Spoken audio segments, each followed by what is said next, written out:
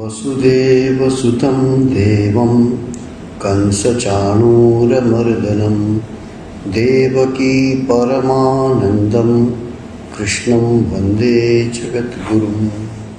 So we were seeing this concept that in spite of our efforts in spiritual life, we do not seem to progress. And we found the reason that it is because of our attachment to the sense objects. This attachment is not what we understand attachment with persons. That is also part of that. But it is inherent attraction or inherent attachment that we have taken for granted that we cannot live without it. That is which has become a norm, which has become a accepted fact. Everybody does so, that's why I am also like that. But no, everybody is in the same boat, that attachment to the sense objects. So how to come out? We have to understand one thing. Understanding the ultimate goal of life in our mind, then we need to focus on the immediate goals. This is a very practical aspect. The problem with, in general, people will be that they talk always about mukti, moksha, etc.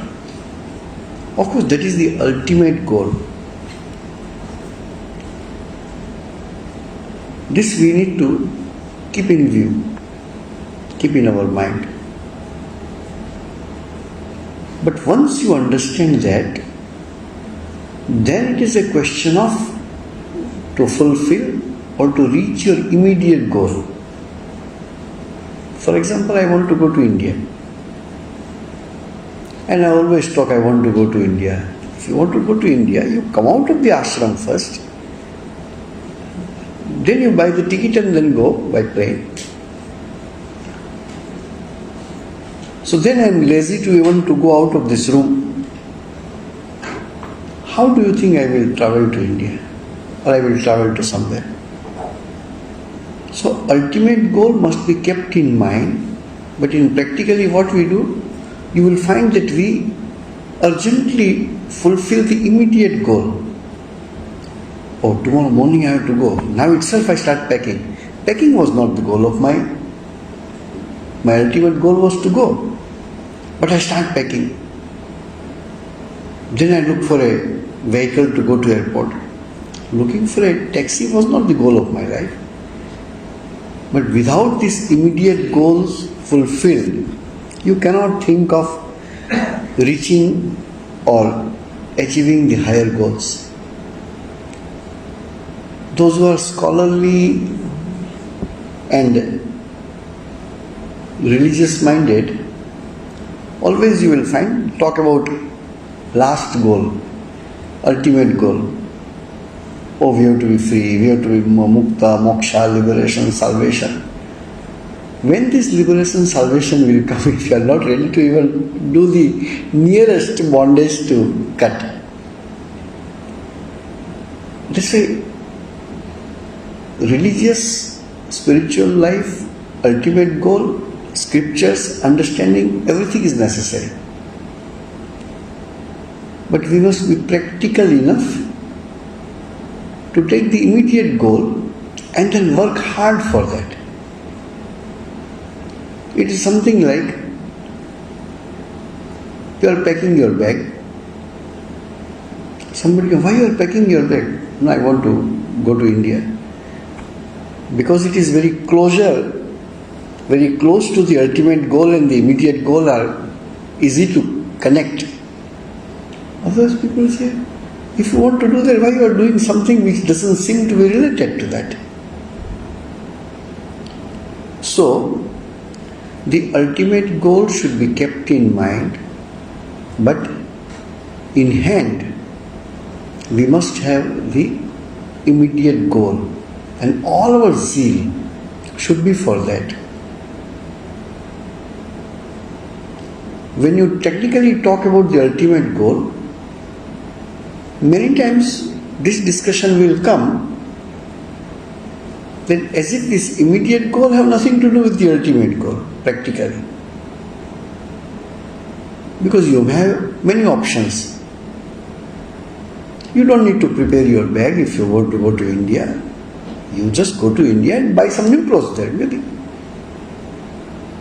So apparently it may not look like. So you need to chalk out your path. Paths are different. Everybody's path is different. Not only the monastic and householders. These are major big classification. But every individual has different paths. There is a shloka, which of course I don't remember.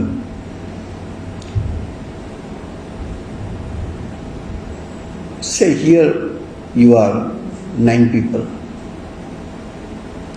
If there are one family, they can come by the same way. But remaining all of you came by different ways. Because you were in a different place, but your ultimate goal was this place, so you came, but your ways were different. Can I say her way is wrong and his way is correct? No. Everybody's way is correct so far as you reach the goal. So you need to decide your goal. In that shloka, which is a traditional shloka, when the birds and the fish migrate from one place to another place, we see they are going by the same way. But actually every bird has different way. According to their capacity, at what height they can fly. In the case of fish, at what depth they can swim. You will find this, what you call, instinctively, birds and especially aquatic animals, they travel a long distance for a small job. Thousands of kilometers they go to lay the eggs. Just for that they travel thousands of kilometers. So idea is that whenever these birds travel, they seem to be traveling by the same path, but actually every bird has a different path. Our ultimate goal could be the same because of our present state of mind, our present social, spiritual status, and the path which we have decided, the combination, the percentage of the 4 yogas, not everybody is active, not everybody is emotional, not everybody is intellectual, not everybody is psychic. So idea is, this permutation combination is different. The place where we are on this path is different. Our social status could be different. Somebody is a man, somebody is a woman, somebody is a monk, somebody is working, somebody has a business, whichever way. We have different locations in our life. That's why our path will be little different. Some commonality will be there. Few things will be common. So here is the common sense. Religion and spiritual life don't copy anybody. You can learn from everybody, but you cannot copy anyone. Because you do not know him or her, how you follow his path. We all read Adi Shankaracharya. We cannot be closer to him in any possible way. He is too great to copy him.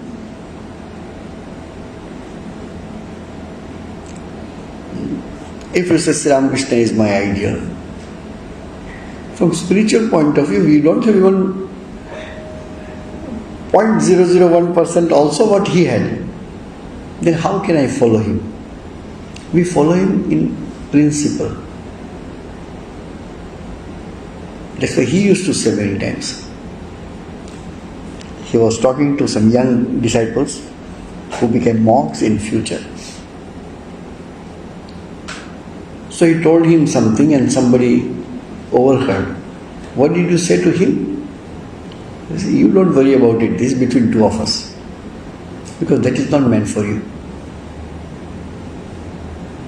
One side, he loves Girish Chandra Ghosh with all his negativities. He said, that man has faith in me or faith in God 125%. Swami Vivekananda also says, I have travelled so many places, I have yet to find somebody like Girish Chandra Ghosh. Chaitanyananda ji has a book, They Lived with God. Read about Girish Chandra Ghosh. We cannot think of, even in practically, for spirituality we don't understand. At the same time, two persons are taking dictation and he is giving them or he is telling them two different dramas, dialogues. One dialogue of this drama, another dialogue of this drama. Simultaneously, concurrently. Concurrently dictating two people of totally two different subjects. We always take one side of the person and criticize him or her. But if you see the other side of him or her, we cannot even go closer to it. For example, Mahatma Gandhi.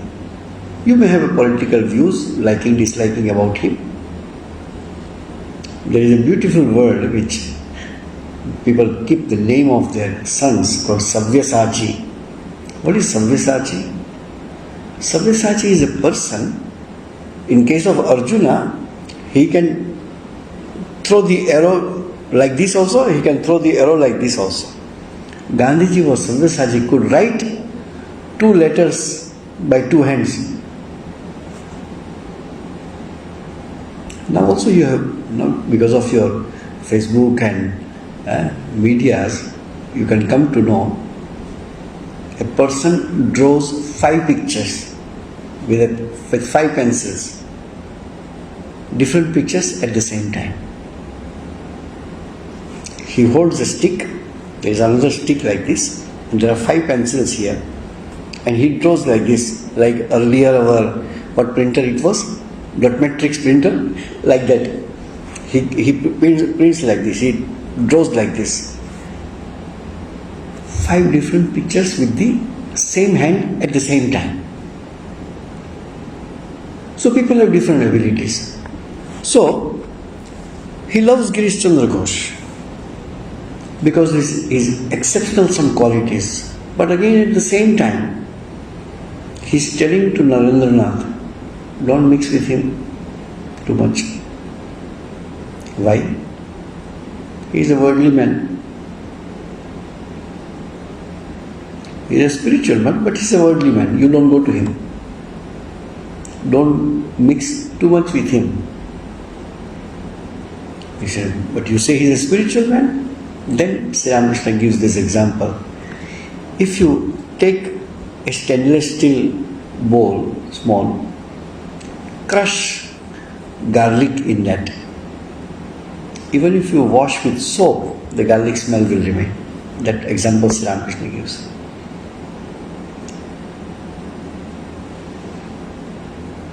When these disciples used to come to him, who became monks later on, he said, close the door and give instruction to them.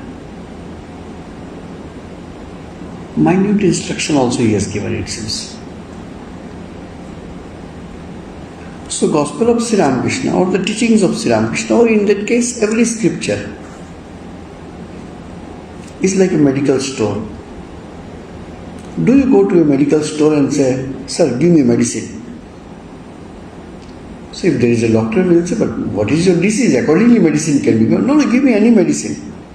No. Scriptures is like a medical store. You just don't anyhow take any teaching and start practicing. It's not meant for you. Now what is meant for you is your common sense. How you can follow Girish Chandra Ghosh, how you can dare to follow even Swami Vivekananda. So you take the general spiritual guidance and then particularize it according to your nature. You cannot do what they did.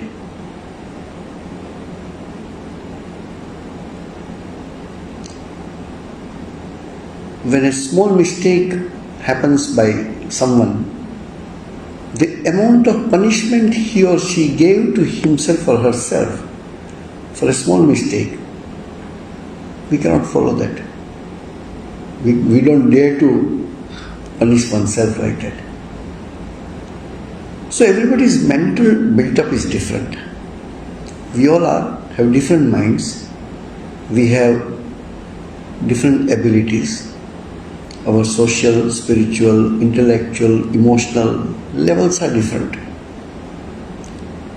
So there are common spiritual teachings which all of us can follow in our own way. Scriptures can tell you up to a certain extent. Remaining, it is your ability to understand, your ability to interpret, your ability to explore. So, the reason we came to know, the reason is that because of our attachment to the sense objects, we are not able to go forward. If you are tied with this chair where you are sitting and you have to walk away because this is not fixed with the floor, so you may try to, but you cannot go forward too much. In the same way, our mind is tied up with the objects of attachment and also object of hatred. Apart from there are many objects which makes you afraid. Death is one of them. Fortunately, we don't remember. The more closer you go, the more older you become. If your idea is not clear, if you do not know what it is, people are terribly afraid. Seldom, very few people's life this happens, but it happens. One gentleman, his age was in his late 80s. Of course, old age issues were there, but he is continuously crying. When asked, why you are crying? No, I am afraid of death. I don't know what will happen to me. Again, our attachment. I remember I won't tell you from where he came. One man came, believe me, he was continuously crying here when he came. Just crying. When he talked to me also, he is profusely crying. I said, sir, why you cry? No, my wife passed away. Wife also was 80 years old, 85 years old. It's not a question of that kind of attachment. No, we for 60 years we stayed together. How she can go away? I say, everybody will go away. You and me also will go away. But he is not able to take this. That what initially I told, not this attachment that I like this person very much, not that attachment we are talking here. Our attachment, our clinging to life itself. To accept that we continuously are growing and traveling towards the complete stop of this whole process of growing. That is called death. So I was talking to him in different ways as possible. I just said, every night when you go to sleep, are you afraid of sleep? You are not afraid of sleep. Death is almost like sleep. You will not wake up, that we will tell. You do not know whether you wake up or not wake up. You just slept. When we say you never wake up, so we call him death. Death is a long sleep only. When you go for any operation and doctors give anesthesia, do you cry?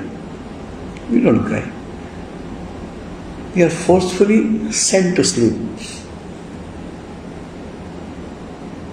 So idea is this, that few things have taken seats within us.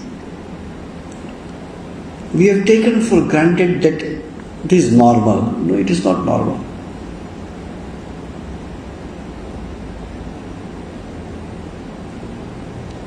There is a definition of sannyasa or sannyasins. One who revolts against the nature. That very thought will shake them. Not because everybody does, so I should be doing. Why do you think I should do it? Everybody gets married. Brothers got married, sisters got married. That doesn't mean I need to do. What I want in my life, that I will do. That individual thinking also doesn't come. People just follow. It's a norms. Everybody does, so I also do. Very few people are there of this nature, they revolt against it. Now I will not do it. Why should I do it? I am not telling marriage is something good or something, not from that point of view. It is from only this standpoint that I will ask myself before I follow what everybody does. This independent thinking is initially must come. Even whichever life we are leading, we just follow many times. But we don't ask a question. So questioning mind is very much required so that you correct yourself. In religious and spiritual life also, many things we are doing. From religious point of view, many things we do. 99% people do not know why they do it. They just do it. Oh, today is Shivratri, I must go to Shiva temple and offer milk, offer water, put flowers, something, rituals. Why do we do it? I don't know. Everybody does, I also do. All of us do that. In your day-to-day life, if I tell you something, hey, always walk with a hand like this, okay? You say, you are crazy. If this is crazy, there are thousands of things which you do without understanding. Is that not crazy? Asking questions to oneself. Do it. Your parents say you did it, your elders say you did it. Go to the priest, will say you do it. But inside try to find out why people must be doing for centuries this thing. There must be a meaning in it. Not everybody is a fool. So why they do? So in religious and spiritual life, if there is a questioning nature of why should I do what I am doing or what I am told to do, you don't need to disrespectfully do this. But respectfully ask yourself, this question, why do I do it? Rituals are the concrete form of philosophy. And philosophy is the abstract form of ritual.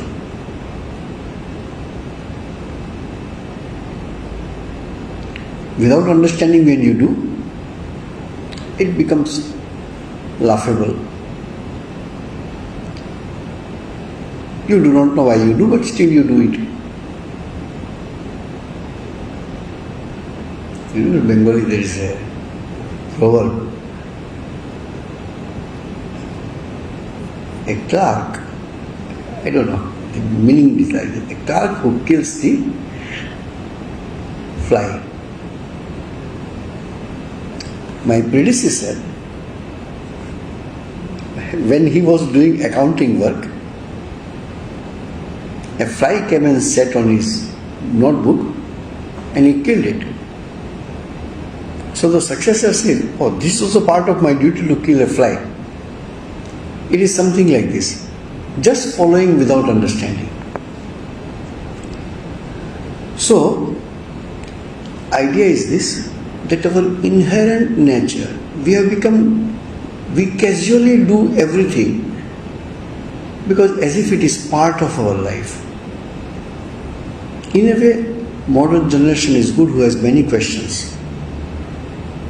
But it should be with respect, because what you call logical also doesn't have any meaning. Swami Vivekananda used to call it as scientific superstition. Just because a scientist told, you say, how can scientists be wrong, correct? A scientist, when he or she says something, how it can be wrong in any possible way? The rishis are all wrong, correct? Because I don't find this logic. Now the logic is correct, how to know? Which year I do not know, must be in 2000. 1, 2, 3 sometime. You know the famous physicist who got the Nobel Prize?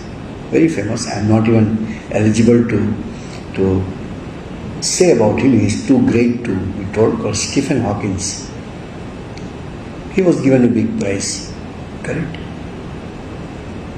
I read in Straits Times. After the prize was given to him, he declared, I am sorry, my theory was wrong. Are you going to take back the Nobel Prize which you gave him? Scientist also is on his part to search something with a scientific way of inquiry. Not that always it has to be true. Maybe now also there are people who are challenging even the views of the great Einstein. Because that is the progress. Till you get the higher truth, the lower truth is the truth. Till you get a higher truth. Few things are there which are established and till now not denied, so you consider it as a truth with T capital given by the scientists. But a questioning mind or putting the scriptural truths on the anvil of logic. Swami Vivekananda says this. It is said in the scriptures, but you test it with logic. If you find it illogical, respectfully keep aside for a while and say, I do not accept now because I don't find it is logical. You progress and then respectfully take it back that now I understand it, why it is so.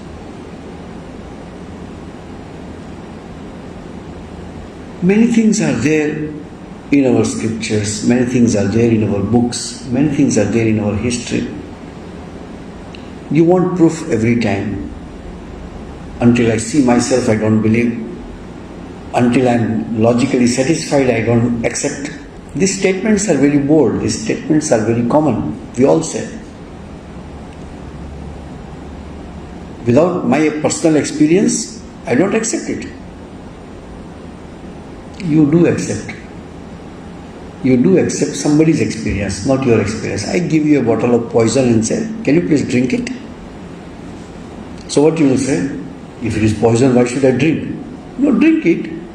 What will happen? No, I will die. Have you tried earlier? You have not tried.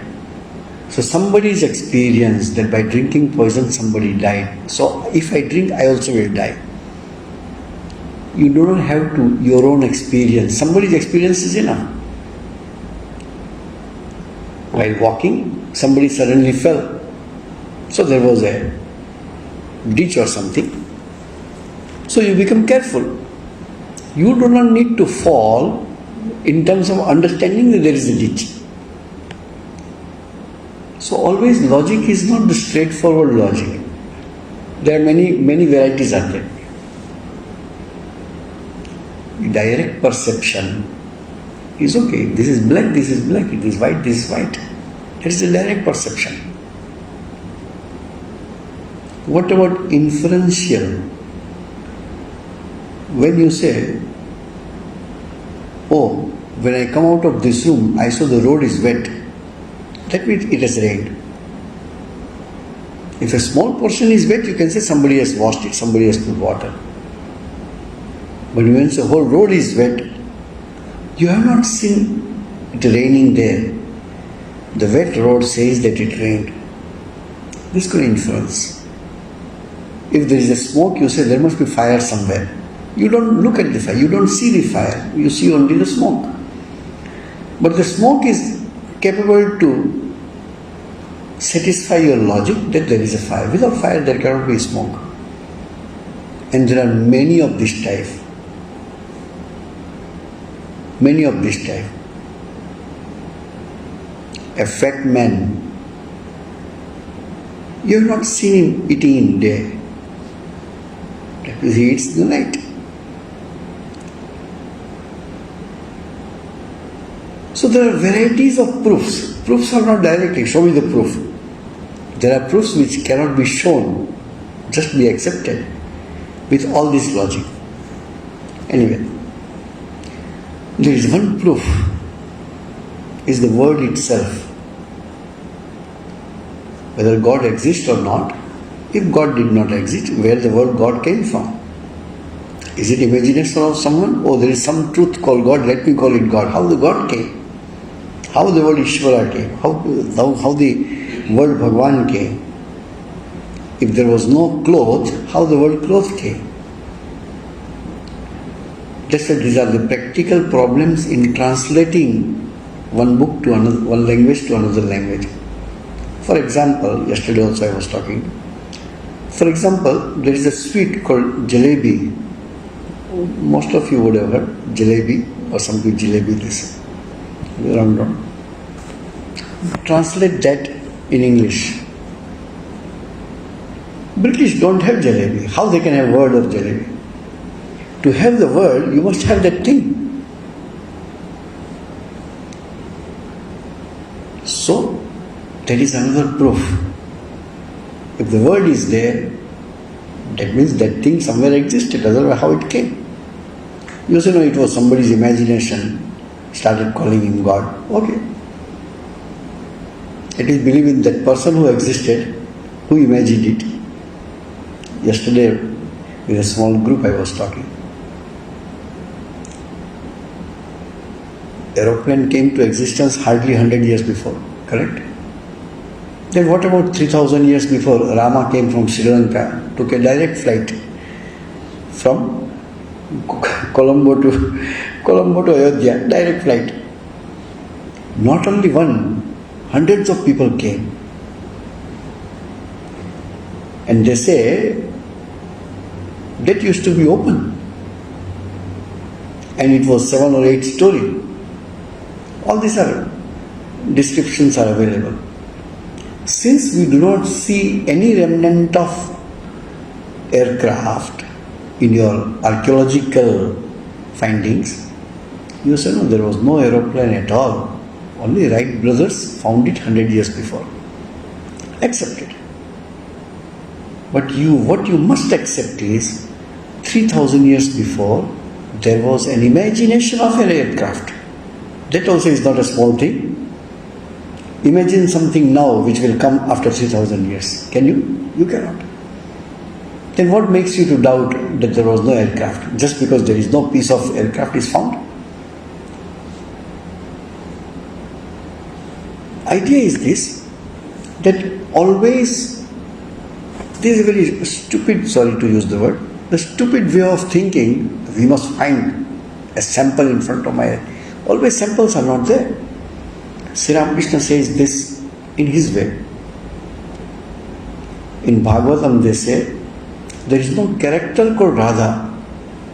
There is no person called Radha. But Radha is the greatest devotee of Krishna. How come she is not there? This it came from the root Radha, from the Aradhana came. So this attachment to Krishna was embodiment of that. Embodied the love for Krishna. Intense love for Krishna. So that name was given Radha. But was a person called Radha? Sri Ramakrishna's argument you see. Let it be not. What does it matter?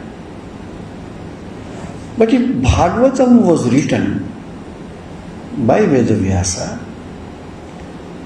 this character is a product of his mind, let us say. Character is there, Radha is there as a character. We don't know whether historically she existed or not. But Radha existed in the mind of the writer of Bhagavatam. Can we deny that? No. Then Sri Ramakrishna, why are you foolishly trying to find out whether Radha existed or not? Rather you take that love of Radha for Krishna, that existed in the mind of the writer. Look at the proof how. These are all in the world of Maya. I was telling that too. There is a big controversy going on in India about that Jnanvapi mosque or a temple. From spiritual point of view, who cares? Do you think this present Shiva temple, Vishwanath temple, last 250 years, even Sri Ramakrishna, Holy Mother, Swamiji, all the visited this present temple? Do you think it is a duplicate Shiva? Shiva has nothing duplicate or original. Shiva is Shiva. Archaeologically, historically you can argue, fight, whatever. That is your problem. It has nothing to do with spirituality. Whether that temple was a mosque or what it was, you find out historically, archaeologically. Spiritually it has nothing to do with it.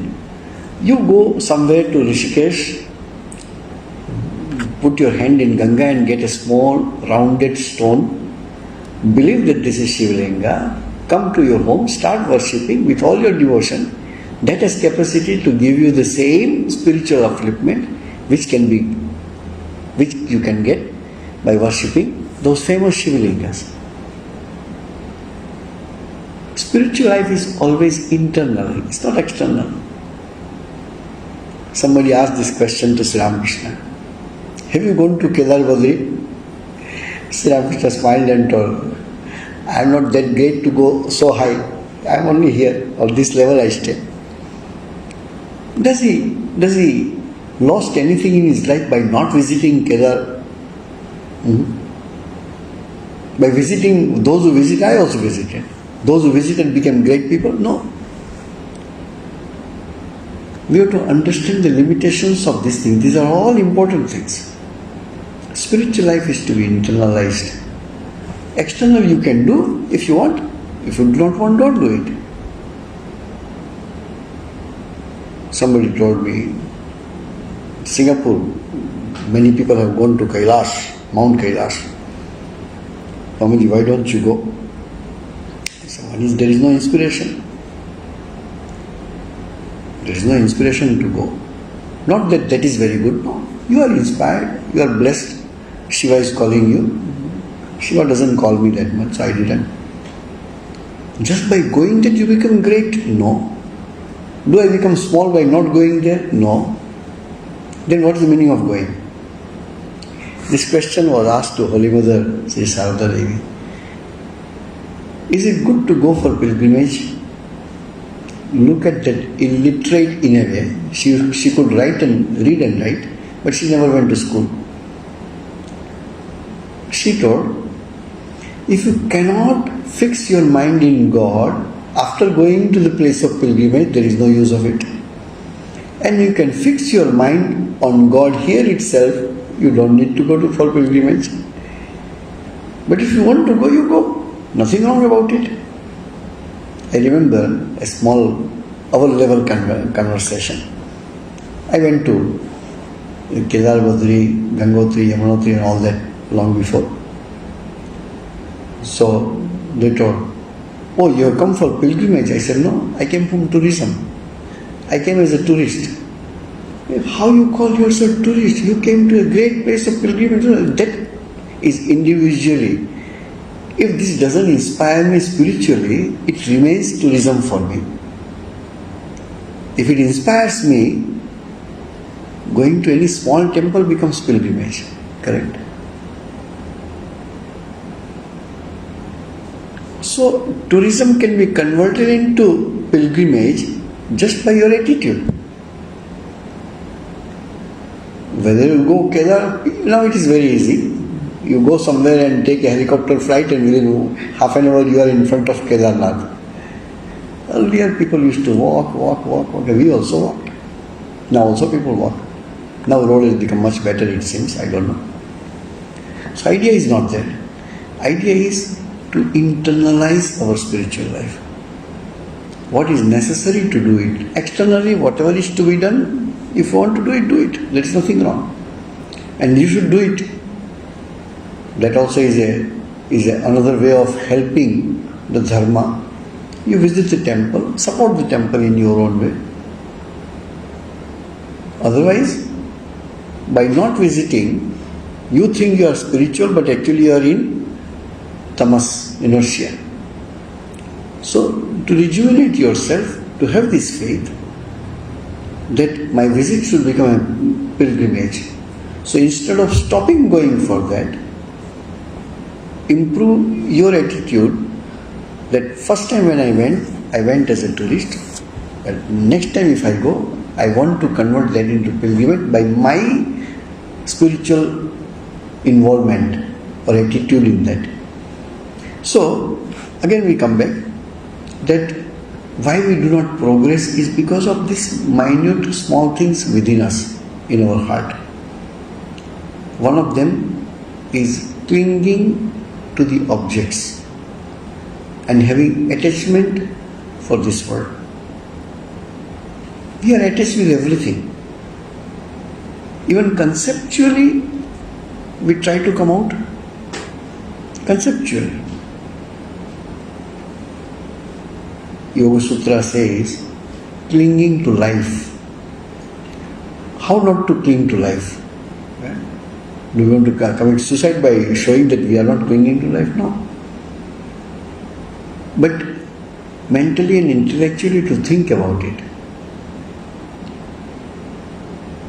No need to be depressed, that's a very negative way of thinking.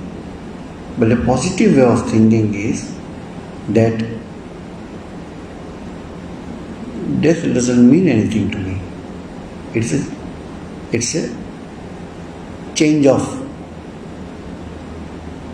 status.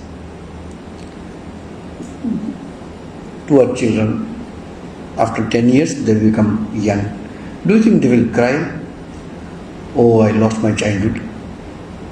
We people who became little senior, do we cry for our youth? We don't cry. That's what Bhagavad Gita Krishna also says.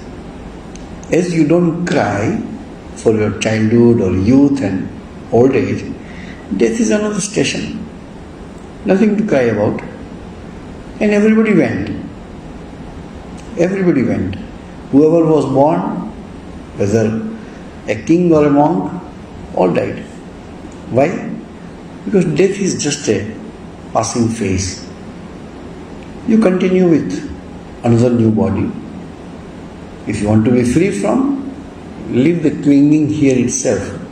So different releases are given to you to practice this, to come out of this clinging, till you find you have a purpose to fulfill. That in a technical way we call desire. Holy Mother says, even if you have a desire to eat a small piece of sweet, in Bengali is called sandesh. Even if you have a desire to eat one small piece of sweetmeat, you have to come back. she says to her niece, if God say, ask you something, what do you want? What you will ask? So she was also mother's niece eventually. No, I want to be free, liberation, this and that. Mother says, ask for freedom from desire, nirvasana, freedom from vasana. Because it is this desire who makes this body. It is the desire who makes this body. You're clinging to the sense objects, not yet satisfied. You want to still enjoy or whatever. So you come again and again and again. How long you come? Till you are fed up with these things. You go to a restaurant, people go to bars, people go to different places. How long you go? Till you are over with it. Enough is enough, correct? Till then you go. With all your zeal you go. But your experiences, your frustrations, your pains, your humility, your humiliation, all this makes you to think enough is enough.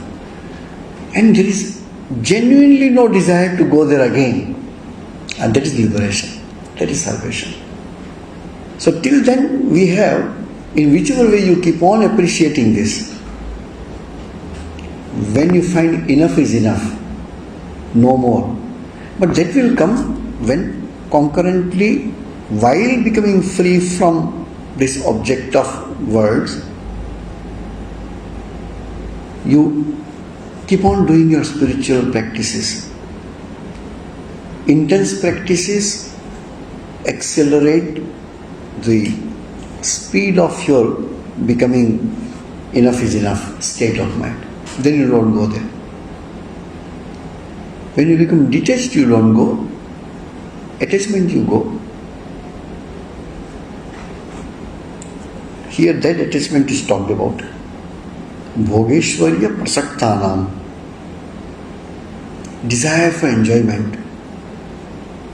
And to have that, a kind of affluence we want, a kind of, I want to buy this because I don't have money, I cannot buy. Because I don't have money, but a strong desire to buy, that state is called frustration. So what you do? Buying is later. First let me earn money. Let positive, negative, whichever way you keep on earning till you get that thing. Why you work so hard? Because I want to fulfill that desire. If the desire is not there, you don't want to do so much drudgery. Everything happens in this way now. But clinging is that we have taken it for granted that this is what it is. No, this is what it is not a fact. If people are rushing towards something, you don't need to rush to. So the independent thinking is required. So for that, there are ways as shown. What are the ways?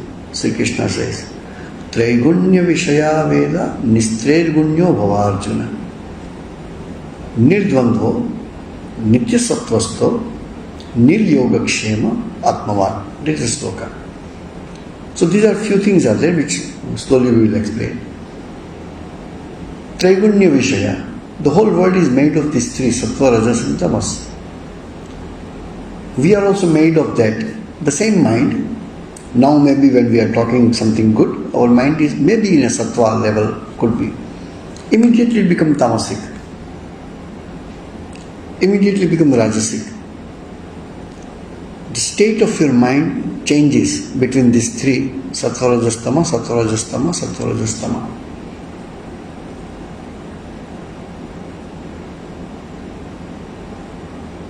To be free from that, how to be free from that? Your body is made of tamas. That's a spiritual practice is difficult to do because there is sattva. But we forget one thing, from tamas to sattva there is a rajas in between. It is like from minus to zero, zero to plus. So that rajas is there, full of activities, out of good desire to become sattvika. After becoming sattvika, you have to be free from that too. Unless this type of ideas are, basic ideas are there, in future sometimes when think that we become all very good sattvika people, no tamas or no rajas, for example. And a thought should be there that I have to become free from sattva also. To be sattvik is not the goal of my life. Goal is different. Spiritual illumination is my goal. Not everybody had the same path to become spiritually illumined. No. So it says, you be even free from three gunas. Even be free from sattva. Sri Ramakrishna's famous story. A man was going in the forest, three dacoits came. These three dacoits were sattva, rajas and tamas. Three people. One who is tamas says, rob him. All the three wants to rob. The tamas says, but he himself is a proof that we robbed him. This proof cannot be left like this, kill him. That is tamas. Rajas was little better, he says, why you want to kill him? There is another blame we take on over. Just tie him with the tree so that he doesn't know where we went. So he ties you with the tree. So after tying the man with the tree, all the three dacoits called sattva, rajas and tamas left the forest. After that, sattva came back and says, brother, sorry, we robbed you, but it was not proper to tie you with the tree. Let me open you. So he opened that man, made him free from the bondage. Sattva, remember the quality of sattva. So this man, he is the ideal man, but forgot that he also is a dacoit. He is the ideal man. See, he freed me. Don't forget, he robbed you. He has the equal share in what you are robbed. So he told, sir, thank you very much for making me free. Can I invite you for a cup of tea to my house? The sattva dacoit thief says, I can't come to your house, police will catch me. This is an example given by Sri Ramakrishna. Sattva is good, much better than rajas and tamas. But eventually that too is a dacoit. That too is in the realm of this maya, cannot make you free from maya. So be sattva, and following that sattva itself cannot be the goal of my life. I have to go beyond it. Life can be carried on in a sattvika manner, but from your mind, that sattva goes away. That I want to become sattvik, that feeling should go away. Otherwise you will be holding up there itself. So idea is this. We will see next that what does it mean by nistred gunyo, how we can think that we are free from these three gunas. And again, nirdvandvo, how to be free from this, what you call it, these contradictory dualities in our life. Always these two options come in our life. I go or don't go. Painful and hatred, or painful and enjoyable. Love and hatred, heat and cold. Every time these are two. Which one I should select? According to your tendency you select.